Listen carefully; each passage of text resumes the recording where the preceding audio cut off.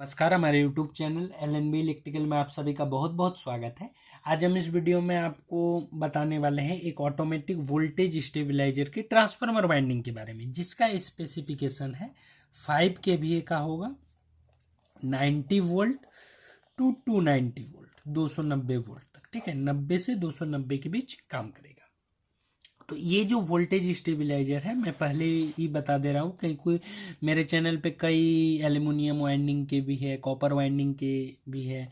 ठीक है, तो ये कॉपर की है, कॉपर से वाइंडिंग हम लोग करने वाले हैं, कॉपर वायर से। ठीक है, और एक बात मैं बता दे रहा हूँ कि ये 100% टेस्टेड किया गया है।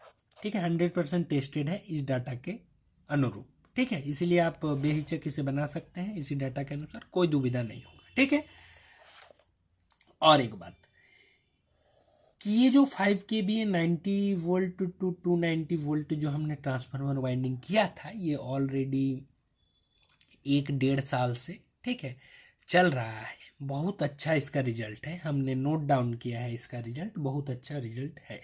ठीक है, तो यदि आप हमारे चैनल पे नए हैं तो चैनल को सब्सक्राइब अवश्य करें, और यदि आपको ये वीडियो वॉच करने के बाद लगे कि इससे मेरा कोई फ़ायदा हुआ है या कुछ सीखने को मिला है, तो लाइक और शेयर जरूर करें।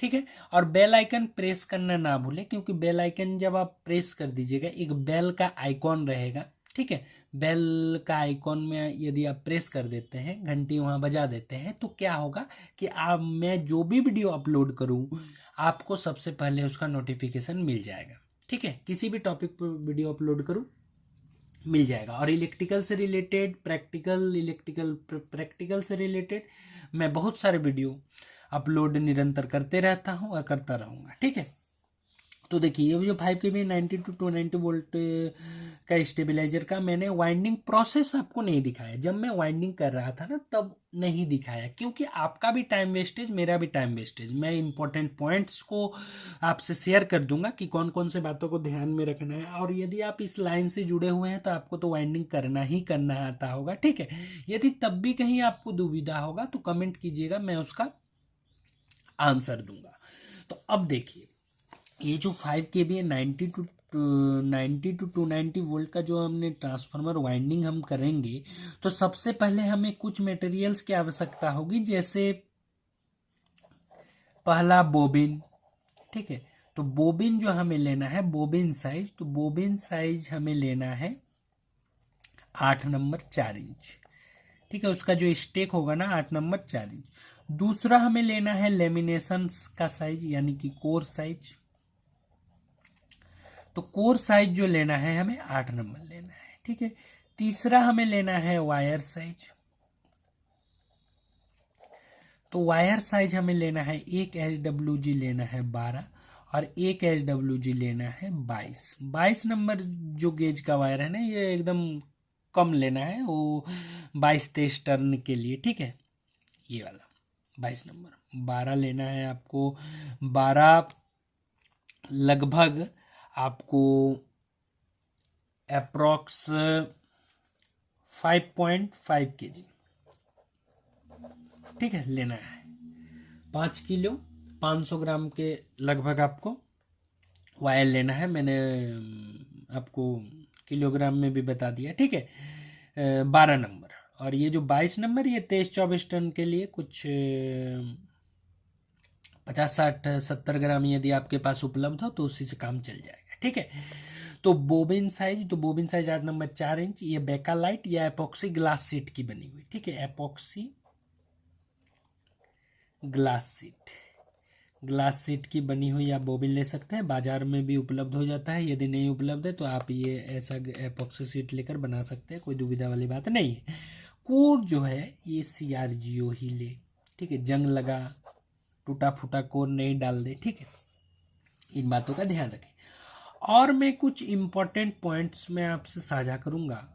ठीक है, यदि मैं इसकी वाइंडिंग प्रोसेस आपको लेयर बाय लेयर वाइंडिंग कर दिखाते रहता, वीडियो बहुत लंबा हो जाता। ठीक है, आपका भी समय का बर्बादी, मेरा भी समय का बर्बादी। इसीलिए जैसे मेरा भी समय बचे और आपका भी समय बचे, इसलिए मैं इन टेक्निक्सों का उपयोग करते हुए आप लोगों को बता रहा हूँ। ठीक है, अब देखिए, सबसे पहला जो आप जब बोबिन में वाइंडिंग स्टार्ट करेंगे ना, जब आप पहला लीड निकालेंगे, वाइंडिंग स्टार्ट करना प्रारंभ करेंगे, तो आपको एक बात का बहुत ध्यान रखना होगा। क्या बात का ध्यान रखना होगा? कि जो बोबिन है ना, बोबिन को सेट करने के बाद उसमें इंसुलेशन पेपर कम से कम, जैसे वटेक्स का 2 लेयर, ठीक है, 2 लेयर डाल दे, यानी कि अच्छी तरीके से इंसुलेट कर दे, फिर वाइंडिंग करना स्टार्ट करे। इंसुलेट बोबिन इनर पोर्शन, ठीक है, ये मैंने पहला बात लिख दिया। दूसरा जो आपको बात ध्यान रखना होगा, जो आप लीड्स निकालेंगे ना, लीड्स निकालेंगे उसमें प्रॉपर इंसुलेशन प्रोवाइड करेंगे, ठीक है। इंसुलेशन प्रोवाइड करना है, प्रॉपर इंसुलेशन, यानी कि जो लीड्स निकालेंगे वो अच्छे तरीके से स्लीविंग के माध्यम से, ग्लास स्लीविंग के माध्यम से निकालेंगे और अच्छी तरीके से वहाँ इंसुलेट कर देंगे जो लीड्स निकला है, ठीक है। बात का मतलब यहाँ से लेकर यहाँ तक कि आपका बोबिन है, तो यहाँ को अंत हो रहा है उस वाइंडिंग का, ठीक है, लास्ट लेयर हो रहा है, और यहाँ से आपको इधर लीड निकालना है, तो यहाँ से लेकर यहाँ तक पूरी अच्छे तरीके से जितना वायर चला है अच्छी तरीके से इंसुलेट कर लेना है। इस बात को अवश्य ध्यान में रखिएगा, ठीक है। तीसरा जो मैं आपको बात बता दे रहा हूं, तीसरा आपको बात ध्यान रखना है, जो इंसुलेशन प्रॉपर ड्राई का, ठीक है, प्रॉपर ड्राइंग, ठीक है, प्रॉपर ड्राइंग का अवश्य ध्यान रखें। कॉयल अच्छी तरीके से जब आप वार्निश कर देंगे, गुड क्वालिटी का वार्निश का इस्तेमाल कीजिएगा। जब प्रॉपर अच्छी तरीके से सूख जाए, हीट ट्रीट कर ले, नहीं सूखेगा, ठीक है, बरसात के दिनों में सूखने नहीं खोजता है, तो हीट ट्रीट कर ले, हीट ट्रीटमेंट करने के बाद उसे प्रॉपर ड्राइनेस में लाए, ठीक है। चौथा जो आपको बात याद रखना होगा कि जो भी आप इस्तेमाल कर रहे हो वाइंडिंग के दौरान, जैसे insulation paper, varnish, insulation wire, सभी गुड क्वालिटी का इस्तेमाल करें, ठीक है। प्रॉपर रेटिंग के अनुसार 5 kVA जैसे है तो F क्लास का आप वायर ले सकते हैं, ठीक है, F क्लास का इंसुलेशन प्रोवाइड कर सकते हैं। इन बातों का ध्यान रखिएगा, ठीक है। ये सारे बात बता दिया मैंने। और पांचवा मैं आपको और एक बात बता दे रहा हूं कि जो भी आप वाइंडिंग करें, लेयर वाइंडिंग करें। लेयर वाइंडिंग का वीडियो हमारे चैनल पे उपलब्ध है कि वाइंडिंग कितने प्रकार के होते हैं, उसमें लेयर वाइंडिंग कैसे किया जाता है आपको उसमें पता चल जाएगा, ठीक है। वाइंडिंग कितने प्रकार के होते हैं, ठीक है, उसका फ्रंट में आपको दिखेगा, उसी में आप क्लिक करके देख सकते हैं कि लेयर वाइंडिंग कितने प्रकार के, मतलब वाइंडिंग कितने प्रकार के होते हैं, लेयर वाइंडिंग कैसे करें, और वाइंडिंग अच्छी तरीके से करें, ठीक है। मशीन, यदि आपके पास सीएनसी मशीन है तो सीएनसी मशीन से करें, यदि नहीं है तो हाथ वाला जो हैंडल है उसमें भी करें, लेकिन बहुत अच्छी तरीके से, जैसे वायर अच्छी तरीके से बैठे, ठीक है, अच्छी तरीके से सभी करें। अब हम चलते हैं वाइंडिंग डिटेल्स पर कि इसकी वाइंडिंग डिटेल्स क्या है। तो वाइंडिंग डिटेल्स, सबसे पहले मैंने ये सब सारी चीज़ों को चर्चा कर लिया ताकि आपको दिक्कत ना हो। और एक बात, जो आप ट्रांसफार्मर को वाइंडिंग कर लेंगे, वाइंडिंग करने के बाद कोर इंस्टॉल हो जाएगा, ठीक है। वाइंडिंग कर लेंगे, वाइंडिंग करने के बाद कोर इंस्टॉल हो जाएगा, ठीक है। इंस्टॉल होने के बाद उसमें एक बार इंसुलेशन टेस्ट कर लें। इंसुलेशन टेस्ट करने के बाद आप वोल्टेज टेस्ट भी कर ले सकते हैं, वोल्टेज इंजेक्ट टेस्ट, वोल्टेज देकर, ठीक है, ये दोनों टेस्ट कर ले, ठीक है। वाइंडिंग के बाद, कोर इंस्टॉल के बाद, ठीक है, फिर आप वार्निश कर सकते हैं। वार्निश करने के बाद और एक बार इंसुलेशन टेस्ट और वोल्टेज टेस्ट अगेन कर लेंगे, ठीक है। बात को हमारा समझे ना, वार्निश करने के बाद एक बार कर लेंगे, वार्निश करने से पहले, तब अच्छा होगा, ठीक है, आपको भी सुविधा होगा।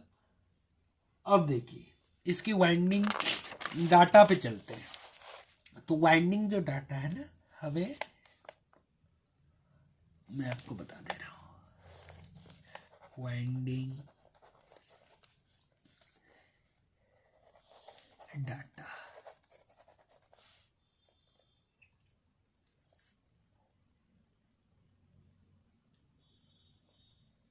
एक ये लीड निकल गया, सोच लीजिए।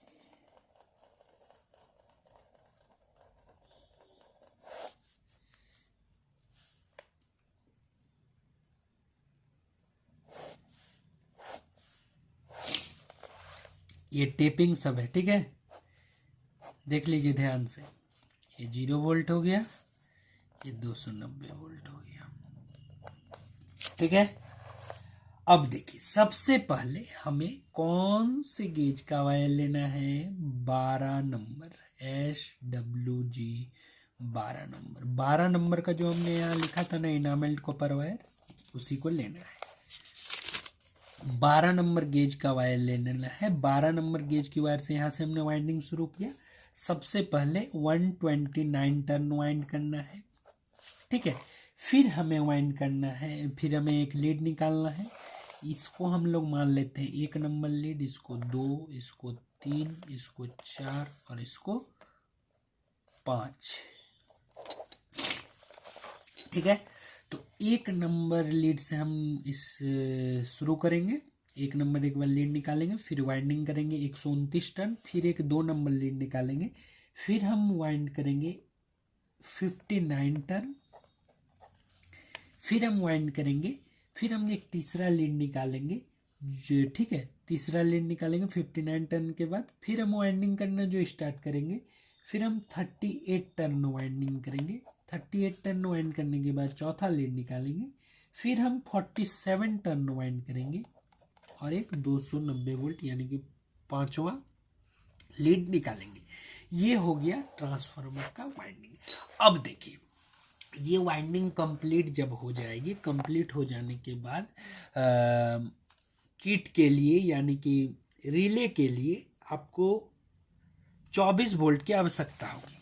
24 वोल्ट, तो 24 वोल्ट का एक अलग ट्रांसफार्मर आपको लगाने का कोई ज़रूरत नहीं है, मैं इसी में आपको बता दे रहा हूँ। आप उसे वाइंडिंग कर लेंगे, 24 वोल्ट आपको निकल जाएगा। एक छोटा सा ये वाइंडिंग कर लेना है 12 नंबर गेज की वायर से। 12 नंबर गेज की वायर से वाइंडिंग करने के बाद प्रॉपर इंसुलेशन पेपर से इंसुलेट कर देना है। इंसुलेट करने के बाद एक छोटा सा वाइंडिंग कर लेंगे।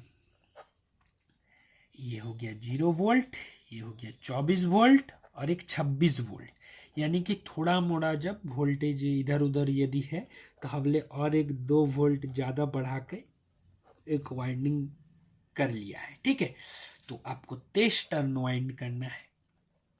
कितने नंबर गेज की वायर से? 22 नंबर गेज की वायर से, SWG 22 नंबर गेज की वायर से 23 टर्न वाइंड कर लेना है। एक 24 वोल्ट का टेपिंग निकाल लेना है, ठीक है। फिर 3 टर्न वाइंड कर लेना है और 2 वोल्ट एक्स्ट्रा यानी कि 26 वोल्ट के लिए। यदि वोल्टेज थोड़ा मोड़ा कम हो रहा होगा तो 0 वोल्ट और 26 वोल्ट वाले टेपिंग को दे देंगे, और यदि 0 वोल्ट और 24 वोल्ट में भी ठीक आ रहा है, सर्किट काम कर रहा है, तो दे सकते हैं, ठीक है। इस वीडियो में इतना ही। आपको कहीं भी दुविधा हो तो कमेंट करें, और हाँ, किसी भी इलेक्ट्रिकल या इलेक्ट्रॉनिक्स का कार्य करें तो प्रत्येक इलेक्ट्रिकल के सेफ्टी रूल्स, ठीक है, कमीशनिंग रूल्स, सारे रूल्स को फॉलो करने के बाद ही करें, ठीक है। यानी कि इलेक्ट्रिसिटी रूल्स का अवश्य पालन करें कड़ाई से, ठीक है, तभी कोई इलेक्ट्रिकल या इलेक्ट्रॉनिक्स का कार्य करे। इस वीडियो में इतना ही, धन्यवाद।